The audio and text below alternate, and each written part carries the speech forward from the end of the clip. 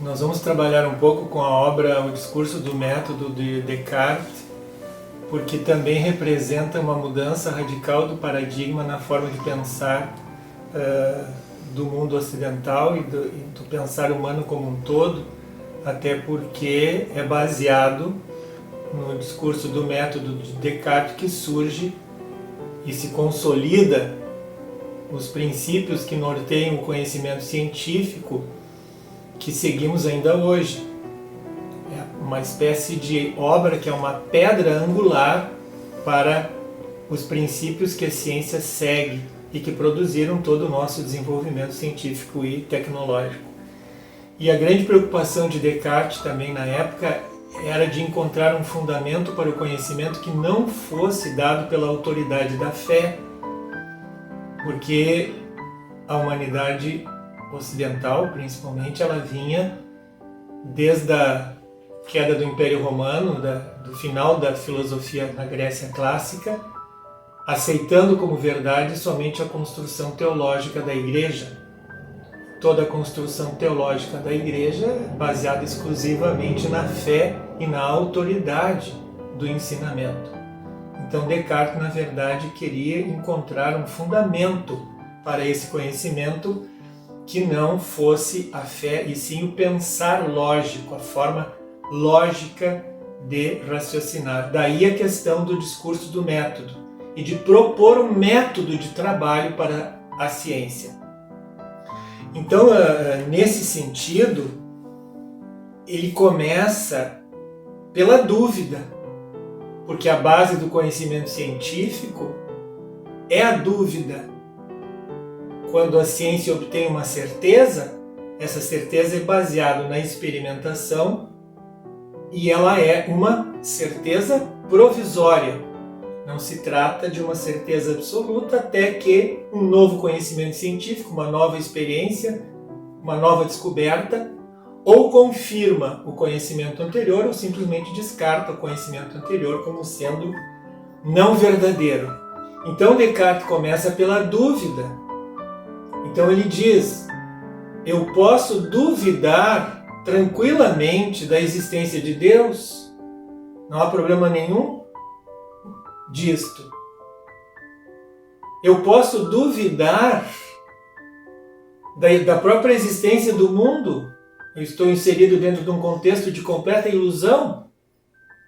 O que eu julgo ser verdade, o que os meus sentidos dizem ser verdadeiro, pode não ser, porque os nossos sentidos nos enganam. Quem já não foi enganado pelos seus sentidos? E nós ainda podemos falar agora das nossas falsas memórias. Então eu posso duvidar, eu posso inclusive, segundo diz Descartes, duvidar da minha própria existência. Como é que eu percebo a mim mesmo? Será que a maneira como eu percebo a mim mesmo é a maneira correta de ser? Então não há problema nenhum? Ou seja, eu tenho condições de possibilidade de duvidar da minha própria existência. Bem, diz o filósofo, mas de dentro da dúvida mais cruel surge uma certeza. Quanto mais eu duvido, mais eu penso, porque ao duvidar eu penso. Eu não tenho como duvidar sem pensar. Quanto mais eu penso que duvido, eu duvido que penso, mas de qualquer maneira estou pensando. E aí Descartes formula uma certeza radical que se expressa pela fórmula penso, logo existo. Ou seja, o ser humano é apresentado por Descartes como um ser, um algo que pensa. O que torna, portanto, o ser humano como um ser que se percebe existente e que percebe o mundo que o cerca e que percebe a si mesmo por meio da dúvida, é a certeza que pensa. E daí surge a expressão em latim cogito ergo sum. cogito, cogitar, pensar. Enquanto estamos pensando, estamos efetivamente existindo. Então, esta é uma certeza que embasa todo o trabalho científico e o trabalho de construção do conhecimento.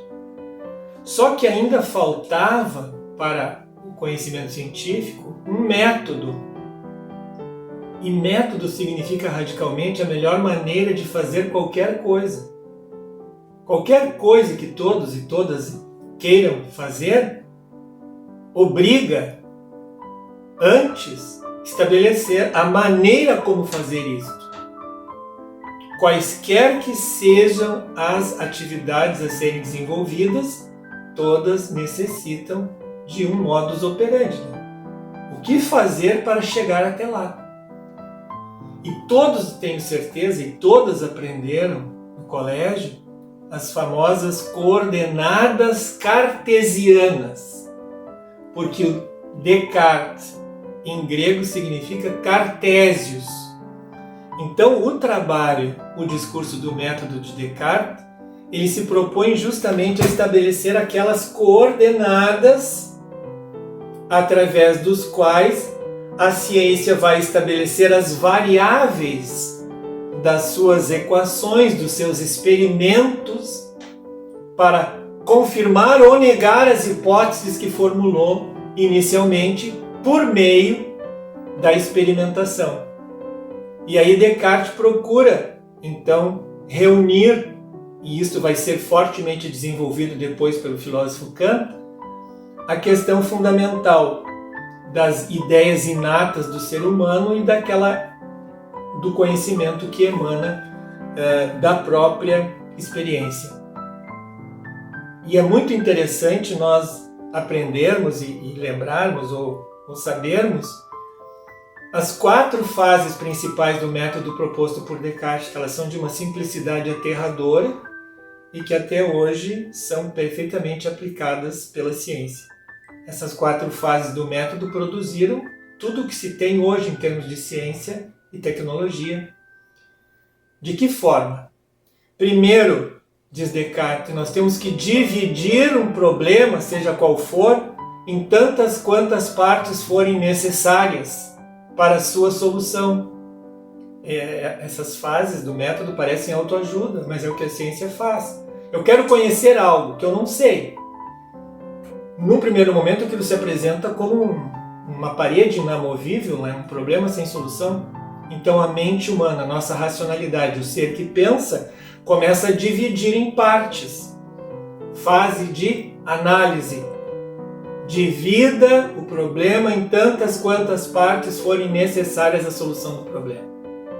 Bom, é o que a ciência faz, o método da partição do todo. Depois, o olhar do pesquisador vai se voltar para identificar as partes similares, aquelas que apresentam características próximas. É a classificação. Toda ciência classifica os fenômenos com os quais trata, sem exceção. Todas as espécies biológicas, tudo é fruto, todos os elementos químicos, tudo é fruto dessa classificação. Todos os fenômenos físicos do planeta Terra e da astronomia são todos classificados. Então, reúnem-se as partes. Método de síntese. Podemos fazer isto também com as nossas vidas pessoais. Depois nós precisamos, então, enumerar essas relações de conhecimento que elaboramos, produzindo uma base conceitual com base no trabalho anterior. Então daí surgem as possibilidades teóricas embasadas na experiência, que são fruto do conhecimento a que se chegou até então. E por fim, todo esse trabalho precisa ser revisado, incessantemente revisado, para tentarmos procurar falhas na própria teoria ou na realização da experiência ou possíveis incoerências entre o que foi elaborado teoricamente e o que foi encontrado praticamente na experiência. Será que a realização da experiência no laboratório, em qualquer que seja, pode ser um laboratório só de ideias, condiz com as hipóteses que foram elaboradas teoricamente? Então, todo o trabalho da ciência, sim, é submetido a uma revisão permanente. Portanto, mais uma vez, é de se afirmar que a base de todo o conhecimento científico é a dúvida. E mais, aquilo que é desenvolvido cientificamente, por exemplo, em determinado laboratório, outro laboratório, outras pessoas, outros pesquisadores precisam, aplicando os métodos, chegar às mesmas conclusões, porque o que se busca na ciência a partir de Descartes é esta objetividade, quebrando-se assim com o conhecimento como fruto de autoridade. Por exemplo, a teoria da relatividade de Einstein, quando aceita, ela não é aceita porque foi formulada por Einstein, pela autoridade de Einstein. Não, ela foi aceita porque outros pensadores, porque outros pesquisadores se dedicaram a ela. E depois outros pesquisadores propuseram ainda outro paradigma para a explicação dos fenômenos físicos, que é a teoria quântica, que também representa avanços na teoria proposta por Einstein. Então é assim que se dá o processo de ampliação do conhecimento por meio da ciência. E este processo todo exige método adequado, e todas as áreas do conhecimento devem seguir esses métodos adequados. E essa busca do método com a adequação ao objeto a ser pesquisado nasce com esta obra fundamental do filósofo Descartes, que inclusive diz expressamente que recebeu esta obra em um sonho. Isso é mais estarrecedor ainda.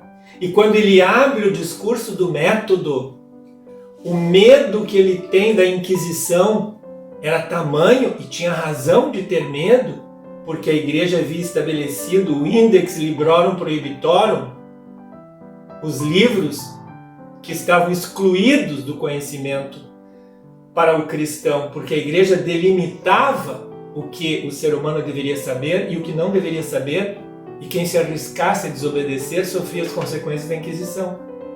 Então Descartes abre a obra, o discurso do método, que vai embasar todo o trabalho científico posterior, de que nós estamos usufruindo, dizendo exatamente isto, que era uma obra de ficção, que se referia a um outro mundo, que não ao mundo em que ele, Descartes, vivia, ou que nós estamos vivendo. Dessa forma, como uma obra ficcional, não relativa ao mundo e à realidade, conseguiu Descartes escapar dos terrores da Inquisição. De qualquer maneira, fica um alerta para todos nós que estamos vivendo nesse nosso momento agora, em que também outras formas de Inquisição estão instauradas no mundo, de policiamento ideológico, e que negam inclusive a ciência. Nós estamos tristemente vivendo um processo negacionista da própria ciência. E a única arma que nós temos contra isso é reafirmar, de todas as maneiras possíveis, o valor intrínseco da ciência, porque tudo que conseguimos construir até hoje, todas as benesses de que usufruímos hoje, inclusive essa tecnologia de que nos valemos agora, para estarmos aqui nesse momento de transmissão do conhecimento, se deve a esse processo metodológico da ciência. Portanto, todo o apoio à construção do conhecimento verdadeiro da ciência.